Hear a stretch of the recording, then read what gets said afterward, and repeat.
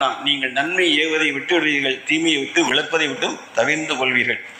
ரெண்டு நடக்கும்போது அவரவர் சுயநலமாய் வாழ்ந்து மரணிப்பதுதான் வாழ்க்கை என்று விளங்கி கொண்ட காரணத்தினால் 24 மணி நேரம் என செல்வத்துக்காக நான் உழைக்க தயார் என்றால் முழு நேரம் தயார் தான்.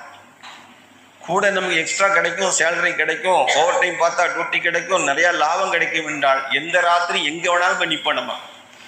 ஆனால் மறுமைக்காக லாபத்தை தேடிக்கொள்வதற்காக கொஞ்சம் குளிரை தாங்கிக் கொள்ளலாம், கொஞ்சம் தூக்கத்தை தொலைத்துக் கொள்ளலாம், கொஞ்சம் நேரத்தை ஒதுக்கிக் கொள்ளலாம், கொஞ்சம் பொருளாதாரத்தை செலவிடலாம், வாழ்க்கையில் ஒரு அங்கத்தை அதற்காக ஒதுக்க வேண்டும் என்று சிந்தித்து பார்ப்பவர்களுக்குத்தான் மறுமையின் பலனை உணர்ந்தவர்கள் அல்லாஹ் கொண்டியார்கள். மறுமையின் பலனை உணர்ந்தவர்கள். நீங்கள் காலை எழுந்து மாலை இரவு வரை ஓடுகிறீர்கள், ஓடிக்கொண்டே இருக்கிறீர்கள். உங்கள் ஏட்டில் என்ன இருக்குன்னு நினைக்கிறீங்க? நமது ஏட்டில் என்னதான் இருக்கும் என்று விளங்கி கொண்டிருக்கிறீர்கள். ஏடுன்னு ஒண்ணு இருக்க தெரியுமா தெரியாதா? எல்லாமே சும்மா கடந்து போகிற வாழ்க்கை இல்லை. நம்ம வாழ்க்கையில் எல்லாமே ரைட் லெஃப்ட் எல்லாம்